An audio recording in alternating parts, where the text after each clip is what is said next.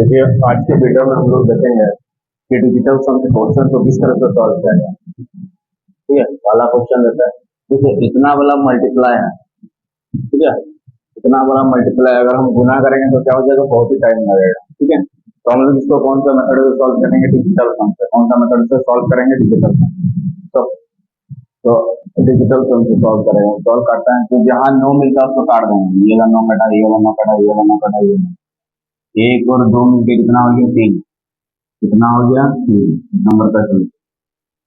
कितना आ गया, 3 इंटू, यहाँ पे देखिए 8 और 2 को जोड़ दो, कितना हो गया, 10।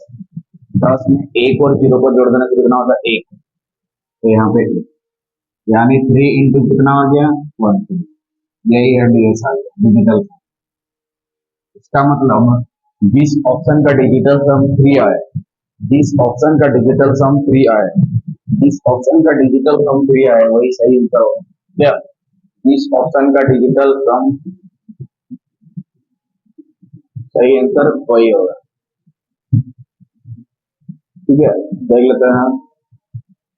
ये 9 कटा, ये 9 कटा, ये 9 कटा, ये 9 कटा, ये 9 कटा, ये 9 कटा, ये 9 6 3 9 कटा, 7 और 3 कितना हो गया, 10।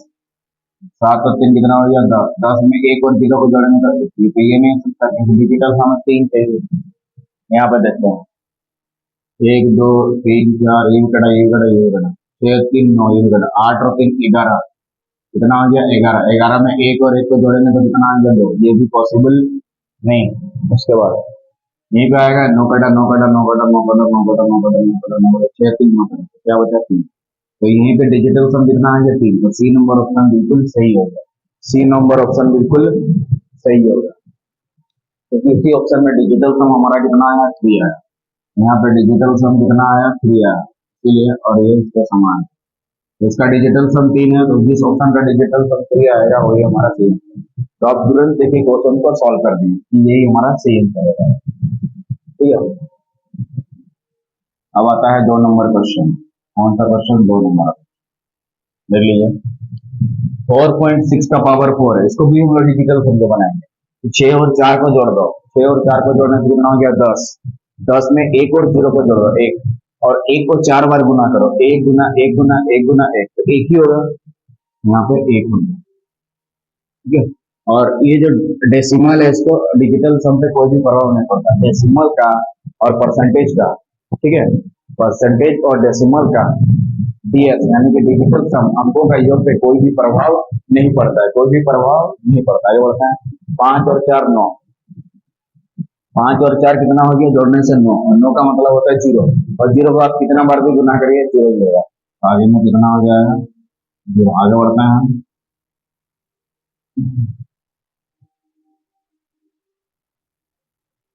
4 और 2 कितना हो गया, 6। 6 और 8 कितना हो गया, 14। 14 और 4 कितना हो गया, 18। 14 4 कितना हो गया, 18। 18 में 1 और 8 को जोड़ेंगे कितना हो गया, 9। और 9 का मतलब क्या होता है, 0। 9 को क्या कंसिडर किया जाता है, 0। और 0 को 2 बार गुना करने से क्या आ जाएगा, 0। 0 को 2 बार गुना करने से कितना आएगा, 0। ठीक है, उसके बाद भी यहाँ पे भी वही होगा, 1 0। और यहाँ पे क्योंकि जोड़ने से कितना आएगा, 9 आएगा। 9 का मतलब कितना हो जाएगा, 0। 1/1, 1/1 यानी कि 1 हो जाएगा। कितना हो जाएगा, 1 हो जाएगा। 1 हो जाएगा मतलब डीएस हमारा कितना आना चाहिए, 1। डिजिटल सम हमारा कितना आना चाहिए, 1 आना चाहिए। जिस ऑप्शन का डिजिटल सम 1 आएगा वही हमारा सही आंसर होगा। जिस ऑप्शन का डिजिटल सम 1 आएगा वही हमारा सही आंसर होगा। जुड़ते हैं, 4 2 6, 4 10 और 2 12। यहाँ कितना आ गया, 12। 12 में 1 और 2 को जोड़ दो, कितना हो जाएगा, 3। मतलब यहाँ डिजिटल सम कितना आ गया, 3 आ गया। 4 2 6, 4 2 6 2 8 4 12। यहाँ 12 में 1 और 2 को जोड़ेंगे तो डिजिटल सम कितना आ गया, 3 आ गया। 3 नंबर ऑप्शन। 5 और 4 9, 2 और 2 जोड़ने से कितना हो गया, 4। ये भी नहीं हो सकता है। 5 4 9, 8 और 2 कितना हो गया, 10। 10 में 1 और 0 को जोड़ दो, 1। ये डिजिटल सम यहाँ 1 आ गया, तो डी नंबर ऑप्शन हमारा क्या हो जाएगा, सही हो जाएगा। डी नंबर ऑप्शन हमारा क्या हो जाएगा, सही हो जाएगा। ये भी नहीं हो सकता। तो इतने बड़े क्वेश्चन को देखिए किस तरह से जल्दी बनाया गया। ठीक है, अगर आप सॉल्व करके बनाएंगे तो क्या होगा, it will take more time to solve. Next question,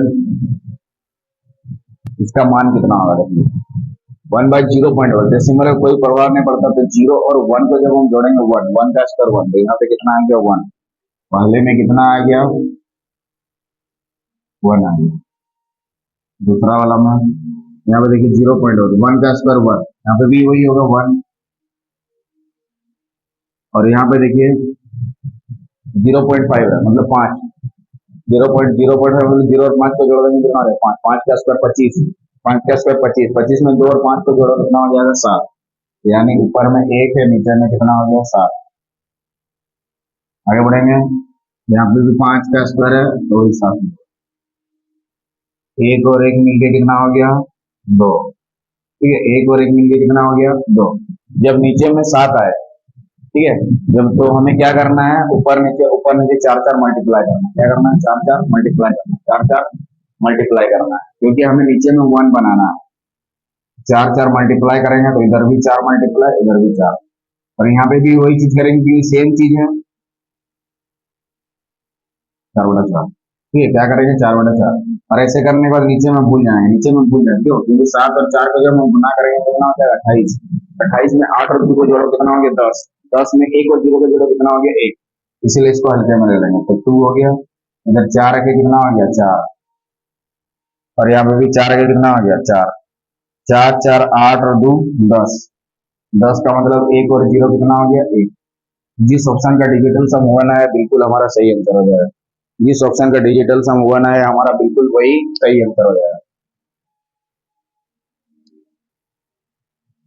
तो 4 4 8 1 9, 9 का मतलब क्या हो सकता है 0, तो ये तो नहीं हो सकता, 9 का मतलब 0, तो ये तो नहीं हो सकता, 4 1 5 1 6 ये वाला भी नहीं हो सकता है, 4 1 5 ये वाला भी नहीं हो सकता है, 5 4 9 और 1 10, 10 में 1 और 0 को जोड़ो 10504, 10504, यही वाला हमारा क्या हो जाएगा सही आंसर हो जाएगा, ये वाला हो जाएगा सही।